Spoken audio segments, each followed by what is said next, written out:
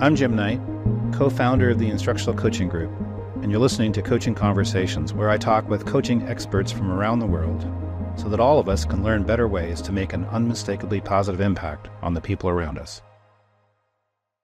Dr. Yong Zhao, I'm so excited to have this podcast with you. We haven't met very much. I've seen you present many times. You are, without question, one of the best presenters I've ever seen. I don't know how the heck you do what you do. You bring up this iPad and then somehow you have a presentation that blows people away. You're one of the best thinkers in education right now. You're a provocateur, is what I'm going to say.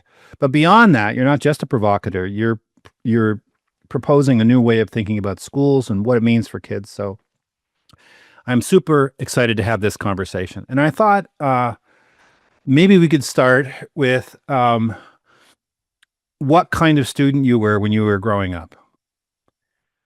Well, Jim, I have been admiring your work for a long time, and whenever I travel, I run into educators, education leaders who always talk about Jim Knight. So this is such a great fortune to be actually here and to chat with you.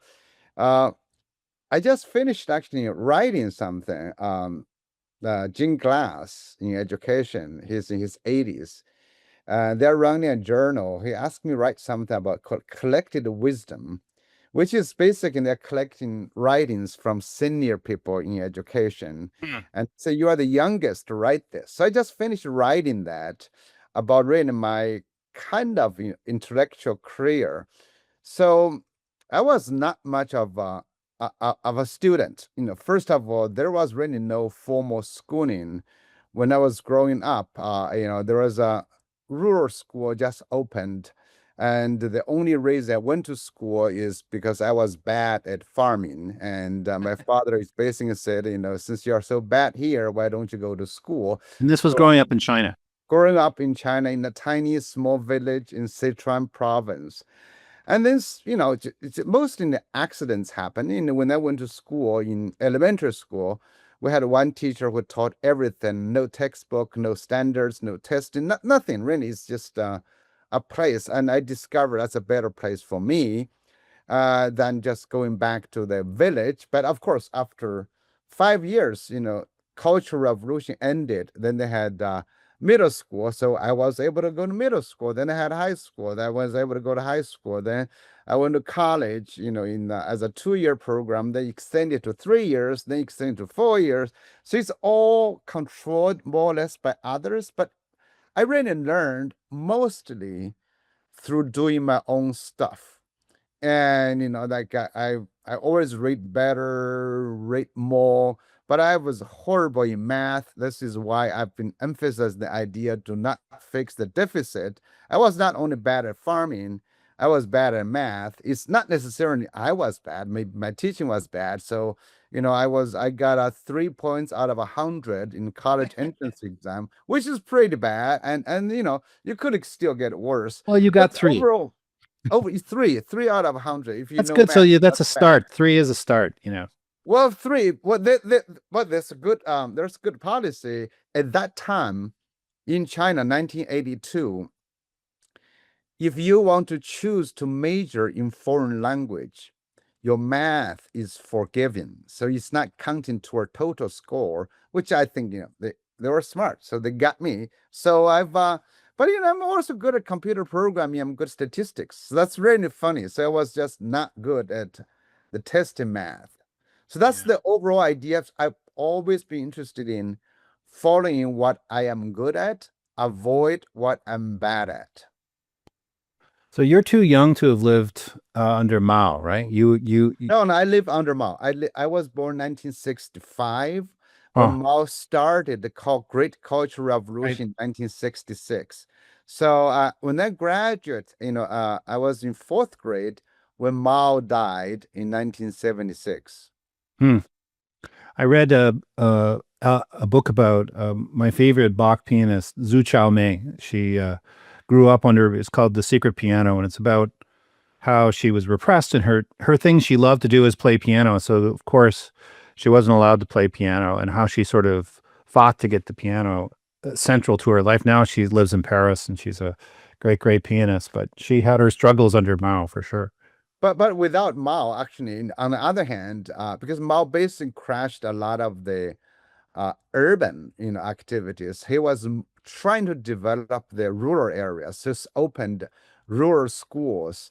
And without that school, even though it's just one classroom Right. housing 40, 50 kids, I would not even have an opportunity to get out, from that angle.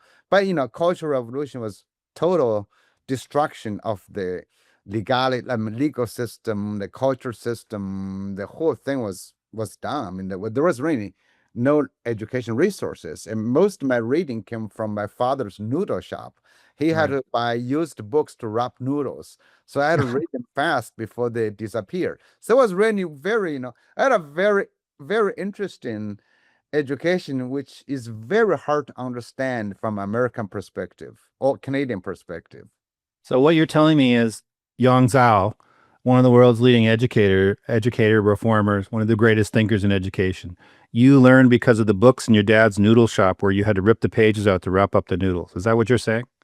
That's most of my elementary school reading, and that's and, one thing about that is it's flowing because you have to wrap noodles, sell them. He has to go buy used magazines and books, Ah.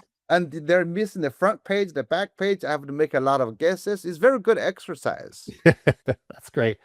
Do you remember a time when you realized this system isn't working?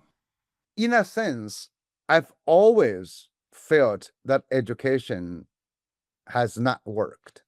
In China, not in the US. I mean, I do a lot of work in Australia. I mean, in Canada. If you look at any good education system, one of the things they always say, we want to serve everybody. They never do. And you look at the effort which we spend trying to close the achievement gap, which has never been closed. It's actually widening. And I think the big problem, I just wrote an article right about this, is meritocracy. Is we rely on the idea of meritocracy to say, if you have IQ, if you put in effort, you are going to surpass all this. But we know that's not true. So we've been trying to do this. And another big problem is in education, when you have the so-called meritocracy narrowly defined, and you try to select kids, and the poor kids, the disadvantaged kids, and the kids who may have talents, but schools only value perhaps less than 30% of broad range of human talents, and you create inequity. And I think the inequity somehow might have been necessary for the elite and powerful to keep that. That's the big problem. We waste a lot of human talent and we suppress a lot of human talents. So in that way, I've never thought education worked, and I was just completely accidentally, where I mean, in the places I am, I wrote another book called Improbable Probabilities. I am an improbable probability, and actually have this book. I which written documents of how we have to go through a lot of improbable probabilities to rise. I think education, which again, Jim, I think a lot of your work is you want emphasis that from teachers, school leaders, policymakers have to rethink about, especially in the age of AI, to say, how can we really have a system? In the US, the Constitution always says you cannot discriminate against people based on race, the country of origin, sexual orientation, whatever. But they never say you cannot discriminate against cognitive styles Mm, or personalities. mm. It seems to me we use meritocracy to justify, if schools don't like your personality, we don't like your talents, that's okay. We legalize that. Yeah, I think when I went to school, there was more, and I went to school in Canada, but so it was different than here, but there was more, for lack of better terms, grace. Because I was really not interested in school. I didn't like, I had a lot of problems with the power of always being one down. And so I passively aggressively resisted all the time. But I still got through because I think people could see potential and they weren't hung up on my grades. They could see that I could maybe go to university. When I first went to university, I was a terrible student, but then I came back and I ended up getting a shirk grant, which is really hard to get, kind of like one of the top scholarships in Canada. But um, but I think I had some grace that maybe doesn't exist so much right now. And now it's more about you have to get these grades, you have to get these results, our school has to look good and so forth. You've been a big critiquer of test scores and testing. So tell me your thoughts about that. Well, that really started looking at testing. It is about 2003.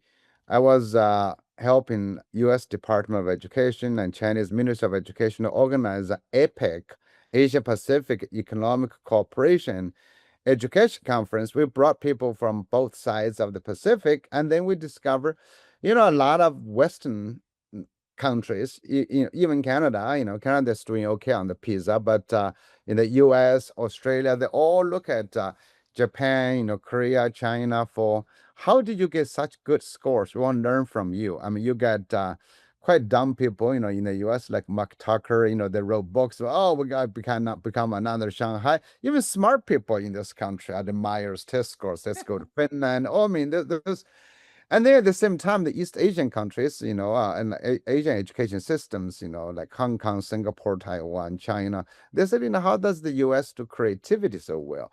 And they said, well, I live in the U.S. Americans don't teach creativity any better than any other country. It just doesn't kill it as successfully as you do. So I began to examine. I said, the test scores in Asian countries basically serve to kill creativity, Mm. and it doesn't do much to show real capabilities. And Americans, again, before George Bush, at least they had more, like you said, a more grace to students. It allowed individuals more to possibly grow in their own ways, and then they have their, more confidence. So later on, you look at the data, the PISA data, TIMSS data, these are all international tests. And you will say very clearly Americans have more confidence. And again, showing the survey, they have lower scores. So I've always joked. I said, Americans' test scores, it's not getting worse. It has always been bad. But along this back then, Americans somehow, I'm stupid, but I'm confident. That's a very interesting idea. But if you're stupid, I'm not stupid, I would say ignorant, but you're confident. When you grow, you can make up if you want to do something. But in Asian countries, the kids, they don't have confidence.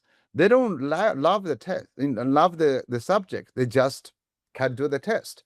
Mm. So that's why I wrote the book called What Works May Hurt, the Side Effects in Education. When you achieve something, you lose something. When you get something, you lose something. You have to make judgment. Not all education is delivering all good. Actually, there's nothing. There's no free lunch, right? So that's what I think test scores comes at a cost. Mm. And I think right now, the US, Australia, began to do this, but I think British Columbia has trying to reduce the test scores. Different countries have different practices. England actually has gone horrible. They're using test scores. So if you globally speaking, uh, administrators or policymakers naively believe the rise of test scores indicates something. It indicates you can take the test, you narrow based on your subject, you focus a lot more on the test, but you lose the educational opportunities to develop individuals with different capabilities. Well, there's so much I want to pursue about all these things, but I can't let this go by first without asking this because I really want to hear what you have to say. So we hear a lot about, especially in Australia right now, a lot about the science of learning, and I've always felt the trouble with meta-analyses that look at achievement or studies that look at achievement miss some of the most important things like joy and self-efficacy and love of learning and uh, all the things I think that we perseverance. None of those things are a test on achievement tests. And I'm not even sure that the science of what I find, and I look at the science of learning, is there are a lot of different people talking about the so-called science of learning in different ways. So I'm wondering about what you think about this emphasis on the science of learning and what its implications are for education. Well, you have science of learning, you have science of reading, So first of all, I mean, well, I think you had John Hattie at your conference. Remember that in the visible learning. Yeah, yeah, I think I so. just talked to John last week actually. Yeah, well, so John's basically, I would joke about it with them. I would say, visible learning supposedly is the holy grail in education. 800 meta-analysis, all those. But really, in reality, it's kind of pseudoscience with real numbers. Okay, so you have but really, if you look at um, actually, I was telling Jim Glass. So think about meta-analysis. Meta-analysis is the worst joke in education because it's every classroom is different, and if you are doing meta-analysis of two different studies, you're not putting into consideration of the context of two classrooms, the student's background. I mean, you know well in education, every class is different and every moment is different. And that's why you have that's for example a treatment in one place you achieve zero point 0.4, let's say, effect size. Another it might be negative zero point 0.4. So you combine, you get zero. Doesn't mean it has no impact. It has good impact one place, negative on another side. But once you average and then you average up, what is that? So I think people believe in numbers in a very strange way. Another thing, like not only what you mentioned about the non-cognitive skills, but also you think about short-term and long-term. If you Right. teach something now versus you measure something a year later, 5 years later, what matters to people. So I think the so-called science of learning, the science of learning, or now they talk about engineering of learning. They're trying to capture something for the moment in one aspect, and every assessment, any assessment, is a biased approach to capture something the assessor wants. So it's Mm. a biased approach. So Jim, when you're looking for people to work for you, you have your own set of standards and you evaluate, and you definitely, by definition, have to discriminate. Schools do that. Schools is controlled by a group of people who wants to discriminate against certain behavior, certain talent, certain motivation. So I think the science of learning, right? I think a lot of the debate, even in the US now, the science of reading, a lot of them has more to do with politics and money than with educational outcomes. I think right now, if you have the ears of top level education administrators or decision makers, you get money. If you win them, and you get a better vote. So I think right now, a lot of education, especially our school leaders and teachers, parents, and students, do need a different way of understanding education. And well, listening to Jim Knight's podcast would be a good idea.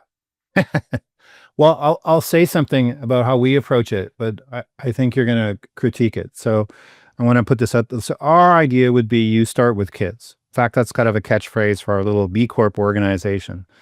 Kids come first, or start with kids. So we figure out the change we want to see in achievement or engagement or well-being. Often it's about engagement. Because if kids aren't engaged, they're likely going to drop out. We set a goal, and then we say, okay, what are the teaching practices historically that have worked in this context? Can we pick something? Does the teacher have something they want to try? And we engage in what I would call a mutually humanizing conversation. The teacher's not one down. We're just two people working it out. The coach has expertise about effective instruction, but they don't act like an expert. They're peers discussing in dialogue, starting first with the change we want to see in kids because of just what you said. Like, for example, just with respect to meta-analyses, which I have an enormous respect for John Hattie, but I um, do too, by the way. I love John. yeah, he's Just a great thinker, much like you. But if the meta-analysis that says that Johnson and Johnson have a 0.75 effect size on cooperative learning, but the average is 0.49, does that mean we do Johnson and Johnson, or does that mean that the cooperative learn? What does it mean when you have small groups within the large groups? Anyway, so that's how we do it. But we work within the system. We say we have these students. What do the kids need to do that they're not doing? Let's work it out together in a professional discourse, a dialogue with professionals until we hit that goal. But I think you want to do something bigger. You want to, for lack of better terms, blow up the system, not just work within the system. Well, I mean, I think what you're doing actually is fine. Is that I do not actually try to break up the system. In my new book that's come out of ASCD in a few months, I called Do you want to like improve the past or invent the future? So in essence, what I think you described would be quite appropriate. Just in essence, you work with the context, you work with students. I've been running experiments in different countries. What we try to do is what we call, we have three basic principles. One called personalized learning. Number two is teach students to find and solve problems. And number three is to build human interdependence. So any work you do has to do with really personally has to develop your strength, find your interest, and then use your interest and strength to find problems for others and solve it. You got to find and the problem, and then through that process, you find meaning in building human interdependence, which is very much like what you were talking about. So when I said invent the future, Right. because we have AI here, I'm running actually. I would like to invite you, Jimmy, if you can, to Beijing next month. I'm running our sixth, the sixth annual camp now. We used to do it in Chongqing. This is our first time in Beijing. For example, we have students from ages 12 to 18 from different countries. And our topic is exploring with students what's worth learning in age of AI. So we got several hundred kids, and we have a lot of college kids or college graduate students become as mentors or as facilitators because we want really students to learn from that. I don't think necessarily like revitalize the system is impossible. So another approach I've been promoting in my new book is talk about school within a school. So I think schools should diversify their offerings Mm. to different kind of parents, students, no matter what you do, it's impossible as a monopoly in a local community. The school cannot meet the needs of everybody. Parents have different views, teachers have different views. You do not want to spend your time convincing everybody. So I've been helping schools to create small ecosystems to drive big changes. We started this kind of 15, 20 years ago in Colorado, and now we have schools in Australia, in China. And the idea is to say you have a few teachers who wants to do something different. You have a few students who are not engaged in a traditional way. Let them do something different. And now with the age of AI, you can do that. So the school within a school model is working well because you do not trying to affect everybody. You do not have people to resist you because you're affecting my kids in a way I don't want to. So that's actually, I don't think the system can change until you change locally and in small ecosystems. Wow, that's really quite interesting. So let's talk. Yeah, there's like five different questions I want to ask you, but let's build on AI first. You know, what what what is the potential of AI to help us have uh, more effective, more humane, better education, better learning? And I have a little analogy I'll share with you a little later on. But I've been studying AI pretty much nonstop the last year, so I'm curious to Sure, hear I your think thoughts. my view is this: is that learners are in different context. They have different access to resources. You remember, I'm from a very poor village, had no books, no library. So I'm always trying to be aware of poor kids, disadvantaged kids. One of the things AI for them is to have a broader access of knowledge and better than actually search engines. This is more synthesized, easier access. You can explain at different language level. So if you provide that access itself is educationally very valuable. And number two, it might extend our children's knowledge base and actually their information access beyond any subjects and classrooms. Because I'm very worried about each classroom, each teacher still wants to control all the information flow. And that actually limits students. But children could go beyond that. And then the third part is AI is man-made. Humans are in competition, they're creating, but once you access it, you develop a form of partnership with AI. So what this is what I call the co-evolution between children or between us, human beings and machines. It's an evolutionary and co-evolutionary partnership. I think right now a lot of schools, for example, are worried. Children are using less energy when they use AI. They cheat. They use AI to do writing. Actually, there's a big study to Yep. show, you use AI, use less effort. I said, that's why we want to create this tool. We want to relieve people so they can do other things. They can use the energy to become creative, to become, more human. Right. I think technology, AI is making teachers more human. But we teachers sometimes still wants to become the instructional machine. But we don't want to be the machine. We want to become a human teacher. So there are a lot more, we can talk about. There's a collection of my articles recent, about 10 of them, around the issue of assessment of AI, personalization, about policy. My most recent article in the ASCD Educational Leadership, I talk a lot about the power of AI cannot be realized until schools are willing to change. Hmm. In Topeka, Kansas, we had a Gear Up grant, and Topeka was identified as a community where there was a real problem with the number of kids dropping out of school. So Yeah, we had Gear Up grant, and we worked with all the middle schools, the high schools. And then in Topeka, in schools around the United States, if kids fail algebra, they have to take algebra again, and they can't okay. graduate until they pass algebra. So then they have these classes called 9R, R standing for repeat. They're taking it over again. All these kids are in a class. They failed algebra last year. They're back in the class. They look up and I failed it last year, and here I am again. Why is this year going to be any different? And they drop out because they can't pass algebra. So we put tutors at groups of kids. We had funding from Gear Up to do this.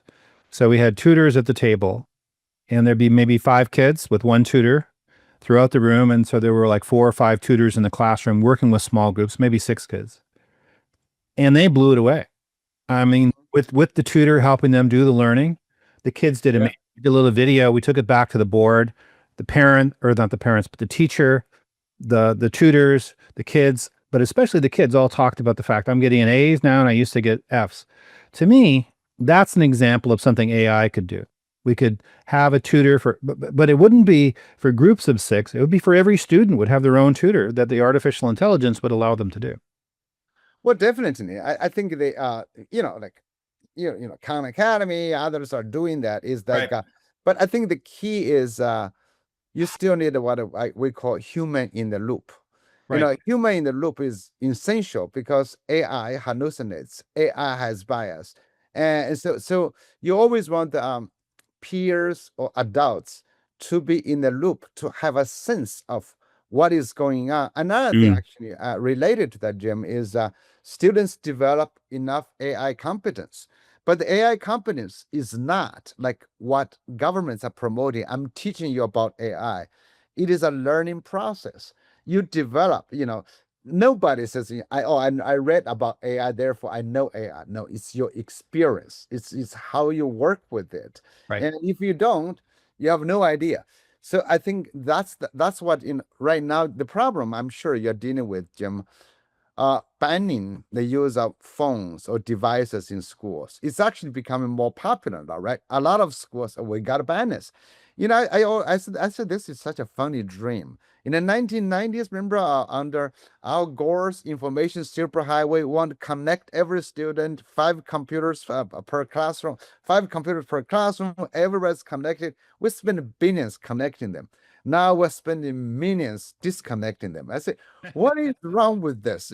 But in essence, I think banning it, well, we have a lot of things to worry about. Oh, social media, cyberbullying, all those. But ultimately, is admission of failure of education to attract or engage students. You're not as attractive. Like, right now, you and I chatting, we're engaged. I'm not playing with my phone. I'm talking to Jim. So that this is, but you could be at some actually boring Zoom meetings. I will be playing with my phone. But Mhm. this is a different kind of context. I think our schools have to enable students to have a free access and use and learn to self-manage devices, because AI is so important for every student to develop competency in. Well, yeah, I couldn't agree more. And as I'm thinking about this, I remember when I first started to teach, I taught writing, and that's when computers were just being used, and so kids were starting to use computers to do writing. This is when I started. It was pre DOS days, and or not. It was pre Windows and Mac. It was we had Yeah, to yeah. use That DOS. does. That's the reason. Yeah. So we had the templates for writing, and we're teaching people how to use the templates, and which actually gives you something to think about when you consider that's probably where we are right now with AI. It's back in the DOS days. What's it going to be like in 15, 20 years? But the teachers that I work with would say, well, they can use the computers to write, but they can't use the spell check because, and to me, to not, I'm sure that there are going to be cognitive abilities that go down as a result of the capacity of the use of AI, but the potential of grow. I mean, if I drive a long distance, I'm not going to, and I use ChatGPT, I'm not going to remember the route the same way I would have before when I had to use a map to figure out where I was going to go. But I don't really need to look at the map. The ChatGPT gets me there. And I feel like that's where this kind of critique of the thinking limitations of ChatGPT, we're not doing some things, but we're able to, and not only that, if I'm a student from Japan who moves to Toronto and I'm taking classes and I've only been there for a year and my English is really, I can still create something that gets my ideas through. So my ideas become more important than whether or not my subjects and verbs agree. So I think there's so many opportunities you have to be careful and cautious in the way you said. There have to be adults. I would say that's a role of coaching when it comes to because not only are the issues of bias important and hallucinations, but there's also just the issue that people tend to accept what the chat GPT or Claude says without any kind of test. Just because it says it's important, it's going to identify the things it can see. It may not identify the most important things. So you need the human element. But anyway, Jim, all you're to say it has a lot absolutely of right. potential. Go ahead. Yeah, no, no. I just want to say you're absolutely right. I think when writing was invented, people are so worried about writing will corrupt our mind. Why do you use writing? Use your memory is much better, because because that when you use writing, you become lazier. You don't remember those Right. dates. But the idea of human beings offload tasks to technology is natural. That's why we create them. Now you have trucks to carry rocks. But then we in my village we had to use our hands to carry rocks. But now we give that up. Is that a good idea? But I think but the key, I think, in the age of AI is not even to question. It is here. Also, our students will have to be in the AI society. I can remember when I went to grad school in 1993, University of Illinois, when the web was just invented, the first graphic browser, and we were playing, we were setting up. I was working in the computer lab. I was teaching HTML. I mean, just open mind. But that was just 30 years ago. Mhm. Look at today. Look at today. All our life has a different meaning now. So I think our kids, if they're like in 6 year old, in 10 years, in 18 years, what they're going to be. I think you're absolutely right. Yeah. So, I've got two kind of closing questions to kind of wrap this up. I don't know if I mentioned this, but we really want you to come to TLC next year to share all this in 2026. So we're just scratching the surface here. But the first question is, if you could start all over with a handful of principles, what will we build education on? What would be your thoughts if you could start anew? Well, I'm doing that. I'm doing that in different countries. I think I will start really first on every child is different, and every difference is meaningful. I wrote an article about it called The Rise of the Useless. How the useless people have become useful. In this is about several years ago, I wrote this. And then the second thing you will start with, every child is a human being, organic, agentic human being who has different desires and different motivation. You want to follow that. So I would start really by saying, how do you create a system? How do you create space or ecosystem to support and enable students' agency, and so they can go serve other people? That's my second. Another point is that you always want students to consider their value is not realized through competing with others, but through doing something for others. Because right now in our schools, we compete. You get A's, you get B's. Therefore, you go to Harvard and you go to Kansas. That's not the future. AI is recreating AI age. The needs, when people talk how many jobs will be losing, that's not actually the real risk. The the real problem in the age of AI is it only needs a few people with great experts in any narrow domain. A narrow domain can be regrouped. Like when people talk about computer coding, oh, AI can do it. But no, AI can do the basic. But look at how the competition between Meta and Open AI right now. Mhm. I mean, in the future, every job is looking for greatness. I actually wrote a book called Rich for Greatness. Mhm. How do you personalize learning? Because if you can get there, help each person to aspire to become great in their own way, they have great hope. Last question. If I'm a governor, well, secretary of education or a minister of education, what should I be doing now to create best possible learning for my children? Well, the first thing that you should not freeze all education funding. Okay, that's That's a fine. good idea. Well, actually, I think that for the education top education leader, you know, I think they need to have a very clear understanding of what AI could bring in 5 or 10 years. Because I think the education people have this very bad habit to say, we have this, you must learn. Everywhere you go, they say, what should everybody learn? I said, no, no, no. That may be the wrong question. You should want to ask, what do you want individuals to walk into the future and what that future will be?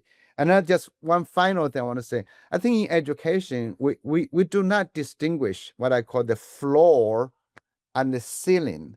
The floor is the basic things that everybody might need to survive in a society. The ceiling is the where individuals need to thrive in the future. So in education, when we talk about you got to teach math, physics, are we talking about everybody needs the basic, or are you talking about what makes an individual successful? So Jimmy, if you think about in your school, you might spend 40% of the time working on what everybody needs to be. But then what helps that person thrive and grow really important, maybe needs 60% of the time to individual greatness. So people talk about, Yong Zhao, you always talk about great individual in a personalization. I say, yes, but you have the fundamental basics. And the fundamental basics should not drag you back or compromise your personal greatness. I think, again, when I come to your conference, we can chat more about this. I've got plans. I've got plans. Young, I'm so grateful for your time. And I feel like I've just had the first of many conversations. I hope that's the case because I'm so grateful for all you do for education. Very, very grateful for your time. Well, thank you, Jim. Lovely talking to you. We can always talk more. Thank you. Can we ever get together in Kansas? We should at some point be here. Definitely. Yeah. Thank you, Jim. All right. Take care.